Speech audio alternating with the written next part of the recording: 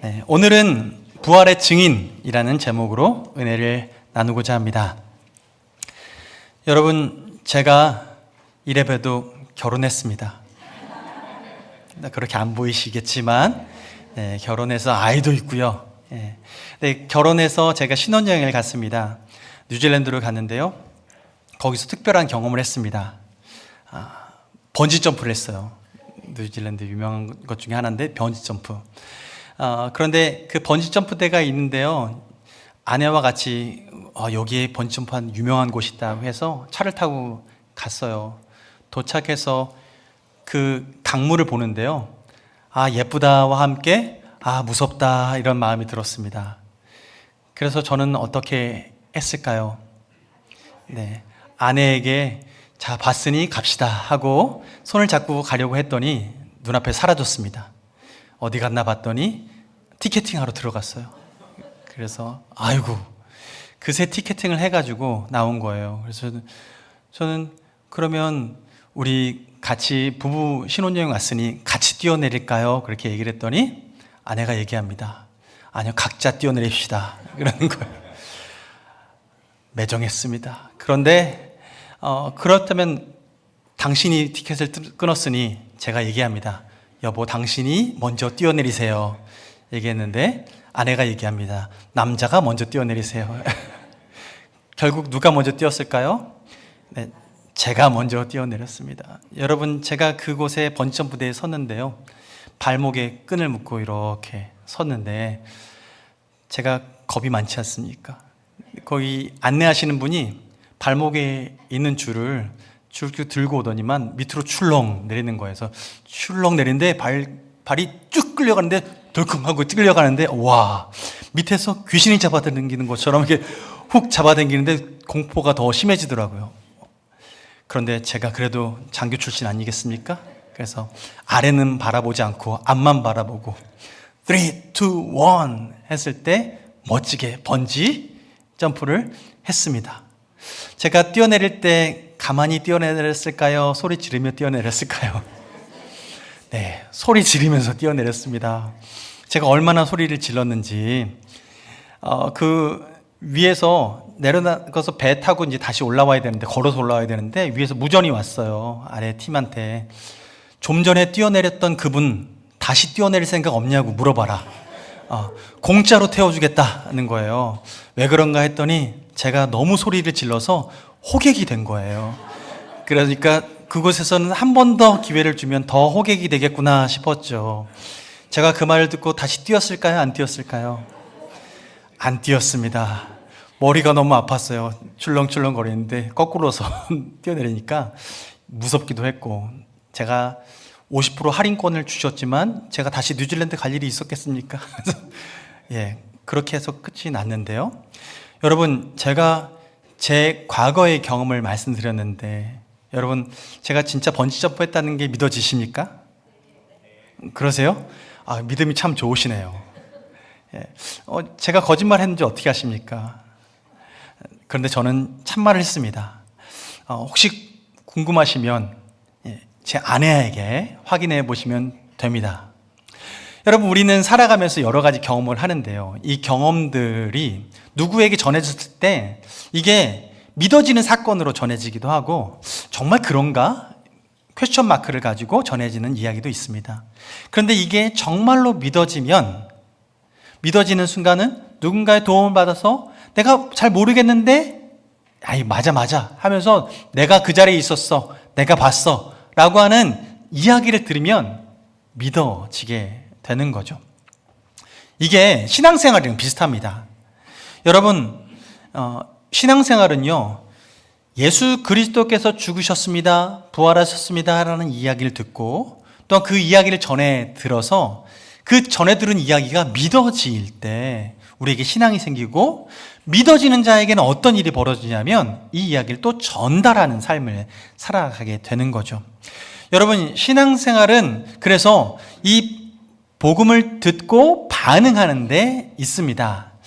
여러분, 그렇다면 질문 드립니다. 여러분은 예수님이 부활하셨다라는 게 믿어지십니까? 대단한 믿음이십니다. 우리 교회는 잘 될 수밖에 없습니다. 근데 여러분, 예수 그리스도께서 부활하셨다라는 것은 우리에게 의미가 있습니다. 무슨 의미가 있냐면 지난주에 살펴봤던 것처럼 부활 신앙을 가진 자에게는 세 가지 열매가 있다고 말씀드렸죠.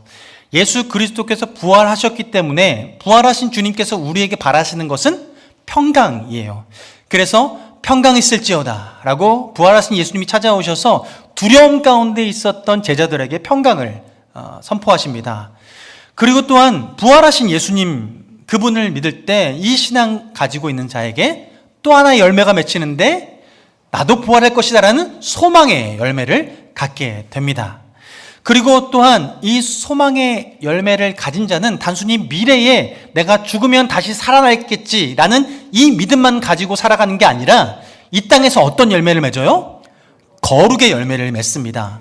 더 이상 자기를 위해 살지 않고 주를 위해 살아가면서 내 삶의 목표가 주님과 함께 살아가는 이 삶의 목표가 분명해지면서 거룩한 삶을 살아가게 되는 거죠. 이 열매가 맺히는 거예요.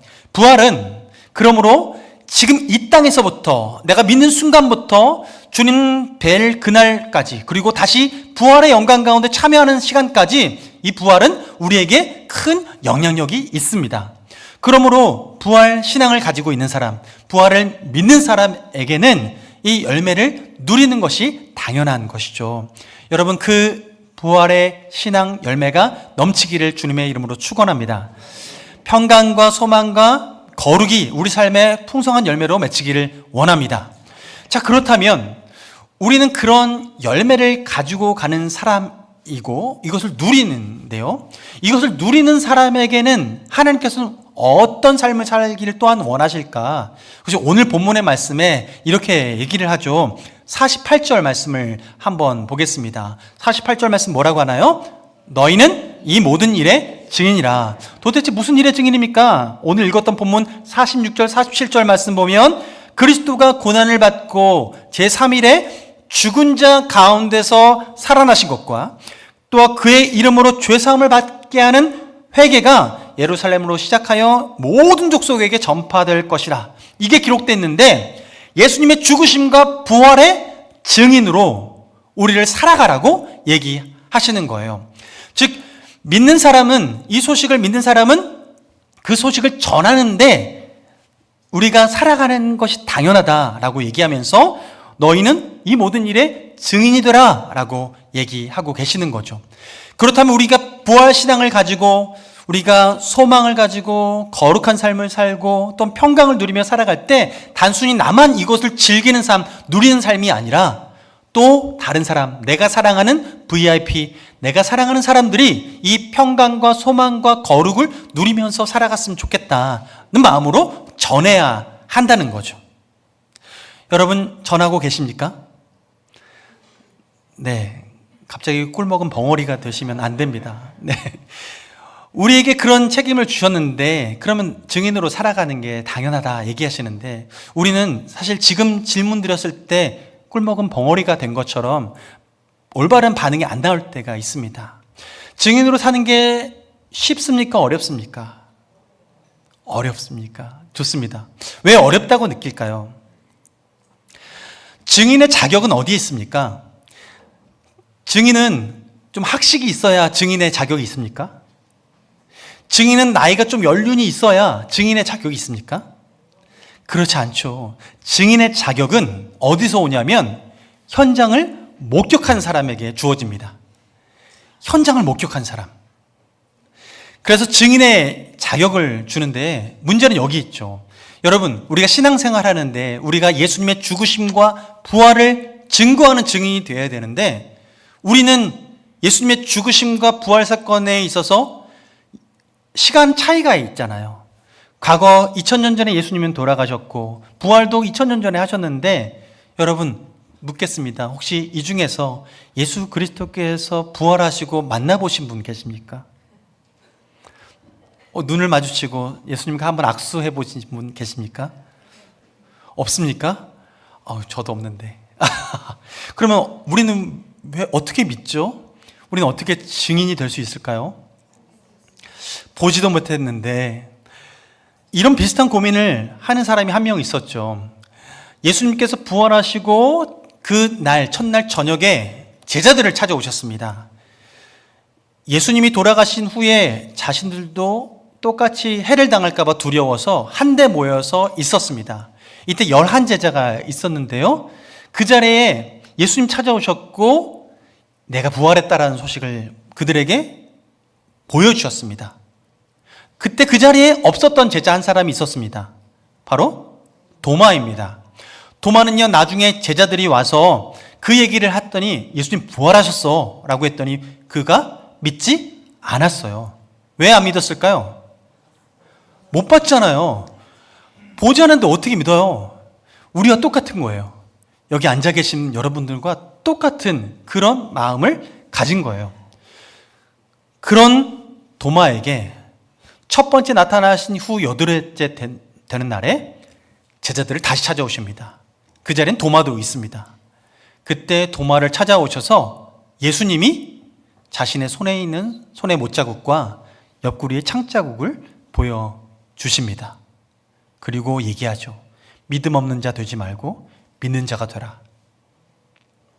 그래서 그는 믿는 자로서 증인의 삶을 살기로 결단하게 됩니다. 예수님의 제자 12제자 중에서 사도 요한을 빼고 나머지 11명은 전승에 의하면 모두가 순교했습니다. 죽었어요. 무엇을 위해서 죽었냐 하면 복음을 전하다 죽었습니다. 복음이라는 건 예수님이 죽으셨고 예수님이 우리를 위해서 다시 사셨습니다 라는 것을 전했는데 그걸 전하다가 죽었어요. 도마도 인도에 가서 창에 찔려 죽었습니다. 제가 그 선교 현장에 가봐서 봤는데요. 도마가 있었던 그곳에 기도했던 그 자리에 가서 저도 기도해보고 해봤는데 여러분 그 먼 땅까지 가서 복음을 전했어요. 근데 여기서 중요한 건 뭐예요? 이게 거짓말이라면 예수님의 죽으심과 그리고 부활이 거짓말이라면 목숨을 걸겠습니까? 여러분 거짓말에 목숨 걸 만한 분 계십니까? 한 명은 속아서 그럴 수 있을지 모르겠습니다. 그런데 예수님의 제자들 그 11명은 모두 순교했습니다. 베드로는 십자가에 거꾸로 매달려 죽었습니다. 이들은요, 주님이 당하신 그 고난을 몸소 겪으면서 그 마지막을 선택했습니다. 그 죽음을. 왜요?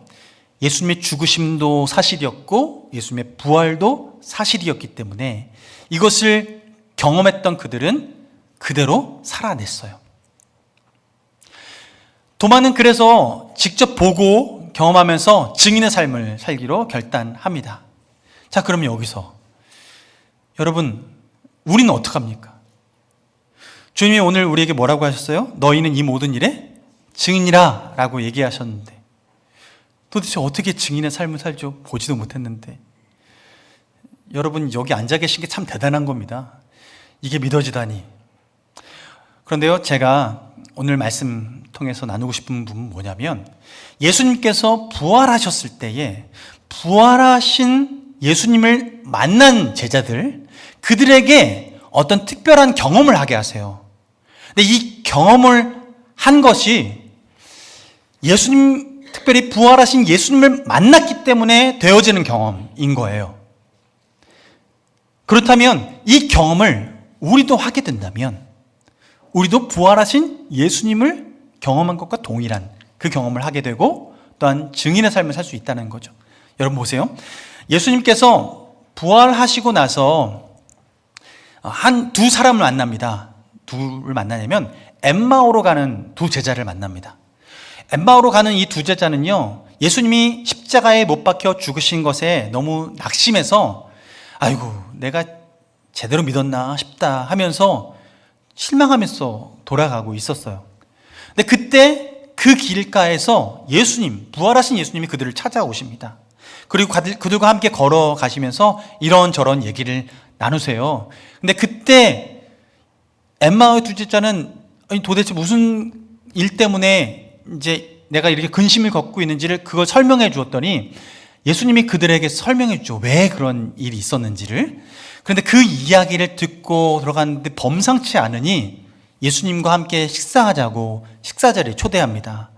예수님은 그들과 함께 식사하면서 떡을 떼고 나누는데요. 이들이 그 후에 눈이 밝아져서 지금 나와 함께 걸어오셨던 분, 식사하셨던 분이 진짜 예수님이네, 부활하신 예수님이구나를 확인하게 됩니다. 경험하게 되는 거예요. 근데 이때 이 경험을 어떻게 풀어 설명하냐면, 말씀을 보면요, 누가복음 24장 32절 말씀입니다. 누가복음 24장 32절 말씀 우리 함께 읽어보겠습니다. 시작. 그들이 서로 말하되 길에서 우리에게 말씀하시고 우리에게 성경을 풀어주실 때에 우리 속에서 마음이 뜨겁지 아니하더냐 하고. 아멘. 예수님께서, 특별히 부활하신 예수님께서 그 두 제자를 찾아오셔서 이야기를 하시고 그리고 식사를 하실 때 이들에게 특별한 경험이 있는데, 그 경험이 무엇이냐면 성경에 기록된 예수님에 대한 증거, 그 성경의 기록들, 즉 성경에 있는 증인들의 증언들을 설명해 줄 때 이 이야기를 들을 때 가슴이 뜨거워지는 경험을 하는 거예요. 그 말씀이 이해되고 마음이 뜨거워지는 경험이요. 근데 그 후에 11제자를 처음 찾아왔을 때 그 밤에 예수님께서 또한 그 11제자에게 무엇을 하셨냐면, 누가복음 24장 44절로 45절 말씀을 보는데요. 44절, 45절. 또 이르시되 내가 너희와 함께 있을 때에 너희에게 말한 바 곧 모세의 율법과 선지자의 글과 시편에 나를 가리켜 기록된 모든 것이 이루어져야 하리라 한 말이 이것이라 하시고, 45절에 이에 그들의 마음을 열어 성경을 깨닫게 하시고 말씀하세요. 여러분, 성경은 무슨 책입니까? 하나님의 말씀입니다. 그런데 이 하나님의 말씀이 전체 66권이 어떤 내용을 관통하면서 얘기하냐면 예수 그리스도가 메시아임을 관통하면서 얘기합니다. 그래서 구약 말씀은 오실 메시아인 예수 그리스도에 대한 이야기를 하고, 신약 이야기는 오신 메시아이신 예수 그리스도에 대해서 증거하는, 그리고 다시 오실 주님에 대해서 예언하는 이야기가 신약에 기록되어 있습니다. 성경 66권은 그 예수 그리스도, 그분에 대한 메시아이심을 선포하는 이야기, 그 증인들의 이야기가 기록되어 있는 책이 바로 성경책인 거죠. 그런데 이 증언들을 제자들에게 예수님께서 특별히 부활하시고 찾아오셔서 그 이야기들을 설명해 주었더니, 이 이야기들을 들을 때 그들에게 어떤 반응이 일어나냐면 가슴이 뜨거워지고 말씀이 이해되는 역사가 벌어진 거예요. 자, 그렇다면 여러분, 2000년 전에 예수님이 죽으셨다가 부활하시고 승천하셨는데 지금은 우리가 그분을 대면할 수 없지만, 그러나 우리가 지금 이 시간을 살면서 부활하신 예수님을 경험할 수 있는 가장 분명한 길은 무엇이냐? 바로 성경 말씀을 대면할 때 주님께서 그 말씀을 깨닫게 해주시고 그 가슴이 뜨거워지는 경험을 할 때 1차적으로 우리는 부활하신 예수님을 만난 경험, 그 제자들이 경험한 그 경험을 동일하게 하게 되는 것이죠. 여러분, 오늘도 주님의 은혜가 여러분에게 넘치기를 원합니다. 부활하신 주님께서 말씀으로 여러분에게 찾아오시고 말씀으로 여러분을 만나 주신 줄 믿습니다. 그 말씀 가운데 역사하시는 주님께서 여러분의 마음을 녹이시길 원합니다. 그때 우리가 이것을 경험하려면, 그러면 예수님께서 지금도 살아계셔서 옆에서 좀 설명해 주시면 좋을 텐데, 그런데 예수님은 승천하시잖아요. 부활하시고 제자들과 40일 동안은 같이 계셨지만 그러나 승천하셨잖아요. 그러면 우리는 어떡합니까?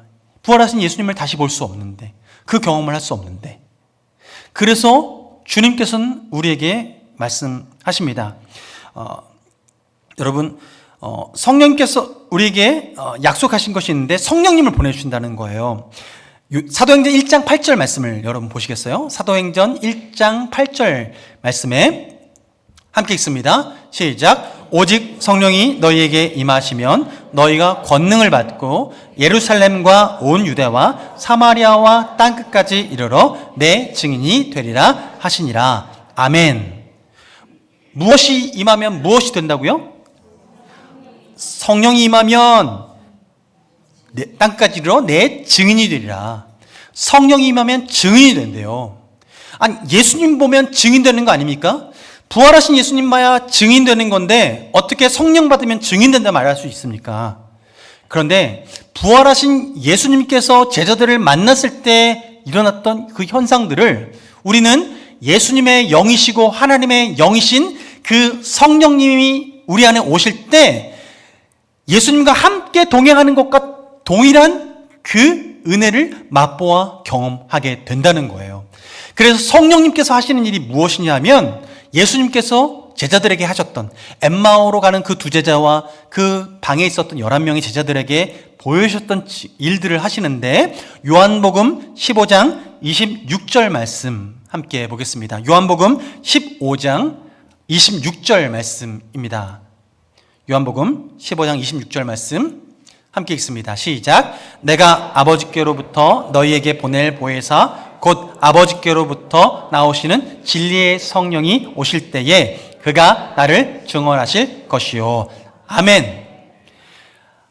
예수님께서 아버지께로부터 너희에게 보낼 보혜사, 나 말고 다른 보혜사, 보호하고 은혜를 주시는 그런 분이 오실 텐데 그 아버지께로 오는 그분이 누구냐? 진리의 성령이시다. 근데 진리의 성령님이 오시면 어떤 일이 벌어져요? 그가 예수님을 증언하실 것이요. 성령님이 예수님을 증언하실 것이다 라고 얘기하고 계시는 거예요. 그러니 성경의 기록은 무엇입니까? 예수님에 대한 증거죠. 이 예수님에 대한 증거를 들려주시고 깨닫게 해 주신다는 거예요.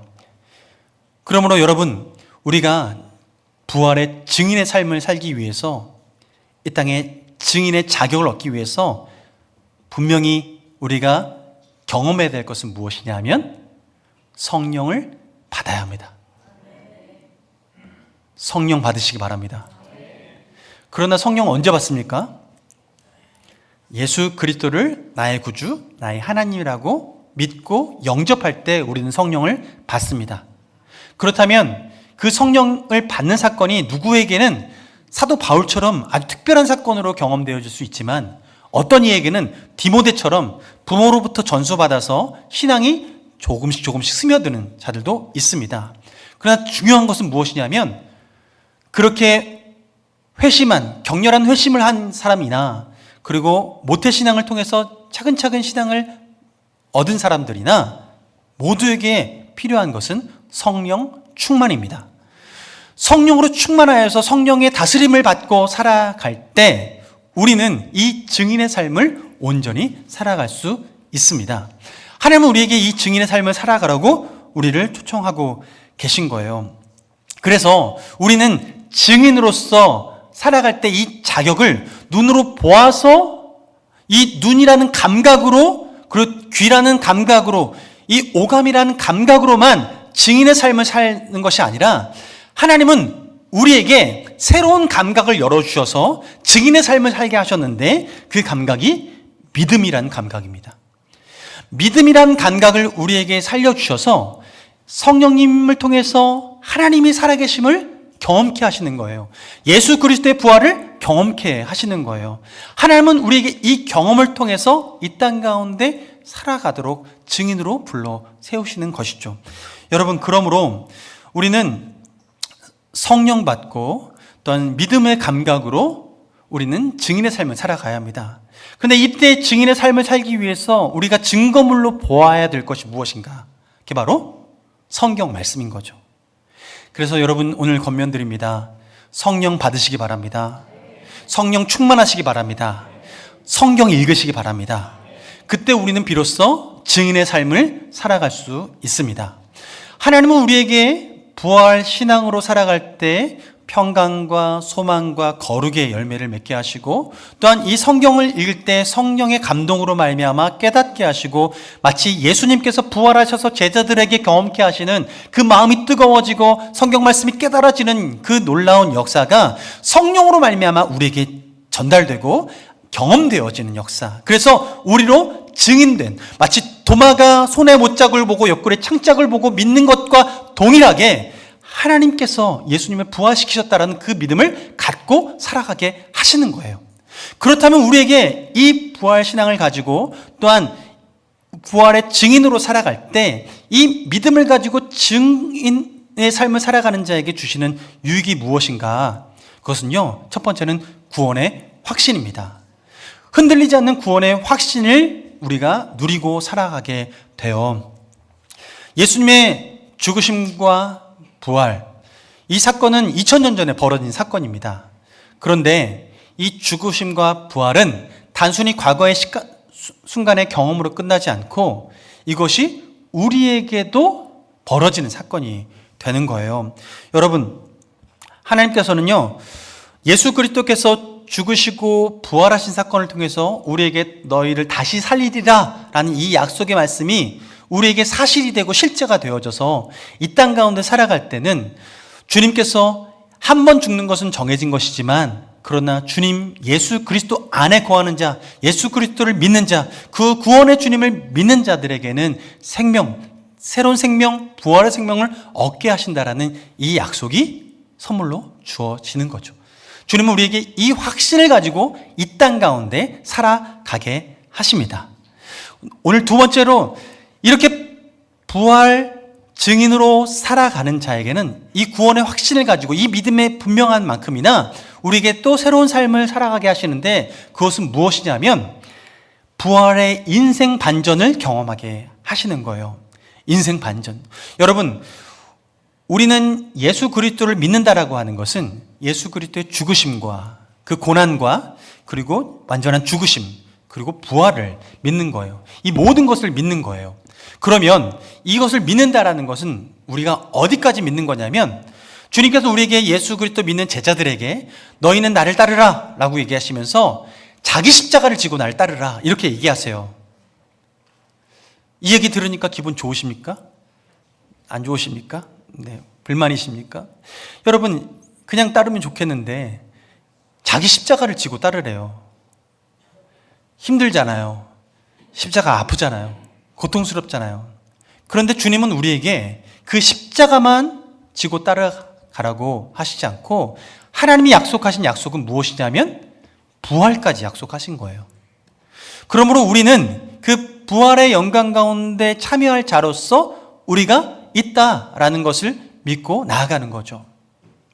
여러분, 이 사건은 우리의 신앙의 방식을 바꿉니다. 예수님께서는 이 일을 지금도 우리에게 경험케 하시려고 하시는 거예요. 여러분, 에베소서 말씀 보면 2장 5절로 6절 말씀에 우리의 삶이 어떻게 바뀌었는지를 얘기해요.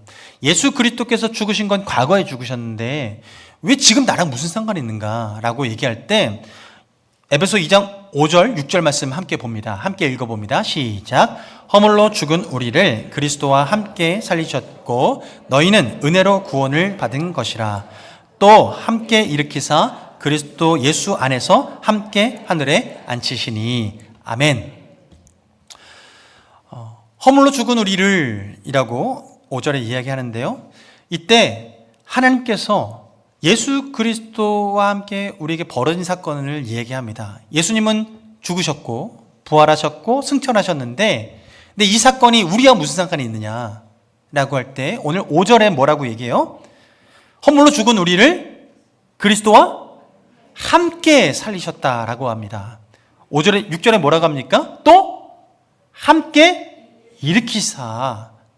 그리고 그 후반절에 그리스도 예수 안에서 함께 하늘에 앉히시니 라고 얘기해요. 자, 질문 드릴게요. 이건 언제 벌어진 일입니까? 과거 사건입니까? 앞으로 벌어질 사건입니까? 허물로 죽은 우리를 그리스도와 함께 살리실 거라고 얘기하셨습니까? 살리셨다라고 얘기하십니까? 살리셨고라고 얘기하세요. 이 시제가 지금 과거에 예수님께서 겪으신 사건인데 지금 우리 살고 있는 우리에게 얘기하시는 거예요. 함께 이미 하나님 살리셨다라고 얘기하세요. 그리고 또 함께 일으키시사. 어디까지 가요? 또 함께 앉히시는 거예요. 이게 언제 벌어진 사건이라고요? 앞으로 벌어질 일이라고요? 이 말씀에 의하면 이미 벌어진 사건이에요. 그러니까 하나님은 우리에게 이 사건을 우리의 사건으로 경험케 하십니다. 근데 이게 어떻게 작용되냐면 믿음으로 이루어지는 거예요. 왜냐하면 우리는 일상을 살아갈 때 시간이라는 이 선을 따라 살아갑니다. 모든 사람은 이 시간이라는 한 방향의 삶을 살아가고 그 뒤의 일, 5분 후의 일을 우리는 알지 못해요. 그런데 하나님은요, 무한하신 하나님은요, 우리는 시간의 실처럼 살아가지만 하나님은 통으로 보시는 거예요. 우리 인생은 이렇게 한 시간으로 살아가는데, 실처럼 살아가는데 하나님은 이 실이 전체가 다 보이는 거죠. 그러니 우리가 어떤 존재로 느껴지냐면 예수님이 죽으시고 부활하시고 승천하신 이 사건이 이것을 나의 사건으로 믿는 자에게는 그게 앞으로 벌어질 사건으로 끝나는 것이 아니라 이미 예수 그리스도 안에서 이루어진 사건으로 보는 거예요. 그렇다면 여러분, 우리 인생 가운데에 고난이 찾아올 수 있습니다. 나의 십자가를 지고 갈 때 어려움이 찾아올 수 있습니다. 마치 다니엘의 세 친구들이 우상에게 절하지 않고 뻣뻣이 서 있으면서 하나님을 향한 신앙을 지키기 위해서 그들이 풀물에 던져질지라도 하나님을 향한 그 신앙을 버리지 않겠다라고 그들이 그 신앙을 지켰을 때 그들은 결국엔 풀물에 던져졌습니다. 그것이 그들에겐 죽음을 선택한 일이고 그들의 십자가를 선택한 일이에요. 그런데 하나님은 그 가운데 어떻게 하셨냐면 그들이 불에도 상하지 않고 불에 그을리지도 않고 불탄 냄새도 옷에 배지 않고 그들이 완전하게 나왔어요. 살았어요. 그들은 그 가운데 진정한 부활을 경험하게 된 거죠. 다니엘은 어떻습니까? 그가 마음에 결심한 대로 하나님 앞에 예배하고 하나님께 기도하던 그 습관대로 사람들이 그걸 가지고 트집을 잡아서 끌어내리려고 할 때 그는 여전히 하나님을 찬양하고 하나님을 예배하고 하나님께 기도하는 삶을 평소와 같이 드렸을 때 그에게 닥쳐온 앞의 삶은 사자굴에 던져지는 거였습니다. 그런데 어떻습니까? 하나님은 그 다니엘을 그 무덤 가운데 던져진 것 같은 그 순간에 그를 보호하시고 사자에게 조금도 상하지 않고 다시 그 사자굴에서 건짐받는 역사를 경험하게 됩니다. 하나님께서는 우리에게 이 믿음을 가진 자, 예수 그리스도의 부활, 죽음, 이 모든 것을 같이 경험하고 함께 하늘에 앉혀진 우리를 믿는 자들은 이 그리스도의 고난을 함께 받는 이 모든 과정 가운데 부활을 약속해 주셨다는 거예요. 이스라엘 백성은 애굽에서 탈출할 때 그들의 인생 이제는 자유가 되었구나라고 했던 그 순간에 앞으로 가던 그 길이 막혔습니다. 홍해로 막혔습니다. 뒤는 어떻습니까? 애굽 군대가 쫓아와서요, 뒤로 돌아가자니 그들에게 칼 맞아 죽을 것 같고 앞으로 전진하자니 물에 빠져 죽을 것 같은 그 죽음의 순간 가운데에 하나님께서 새로운 길을 만들어 주셨습니다. 사망의 우겨쌈을 당하는 그 순간 하나님은 그들에게 길을 내어주시고 삶의 길을 만들어 주셨습니다. 여러분, 부활신앙을 가지고 우리가 부활 증인으로 살아가려고 작정할 때 하나님은 우리에게 어떤 경험들을 쌓게 하시는가? 바로 이런 믿음을 지켜가는 과정 가운데 무덤에 내려가는 이 경험을 넘어서서 이 무덤에 내려가는 경험 이후에 부활의 영광 가운데 참여하는 그 은혜를 허락해 주신다는 거예요. 인생 반전을 주님께서 허락해 주신다는 겁니다. 여러분, 이 부활 인생 반전의 주인공 되시기를 주님의 이름으로 축원합니다. 우리는 그러므로 이 부활 신앙에 그리고 증인으로 살아가기를 결단할 때 하나님께서는 이 경험들을 하나 둘씩 쌓아주시는 거예요. 여러분, 많이 쌓이길 바랍니다. 여러분, 그 쌓이는 만큼 여러분의 영적인 내공이 될 겁니다. 그런데 죄송합니다. 쌓이려면 어딜 지나가야 돼요? 십자가를 지나가야 되고 그 무덤을 지나가야 합니다. 그러나 여러분 기억하십시오. 무덤이 끝이 아닙니다. 우리의 신앙은 무덤이 끝이 아닙니다. 우리에게는 그 부활의 영광이 있습니다. 하나님은 오늘 우리에게 그 약속을 주시고 부활의 증인으로서 살아가라 라고 얘기하시는 거예요. 우리의 입술로 우리 삶을 통해서 역사하시는 그 하나님을 증거하고 살아갈 때 내게 성령님께서 깨닫게 해주신 그 은혜가 나의 사랑하는 VIP에게도 동일하게 그 사랑이 전해질 줄 믿습니다. 그 부활의 증인으로 살아가는 여러분에게 하나님의 크신 은혜가 있기를 주님의 이름으로 축원합니다.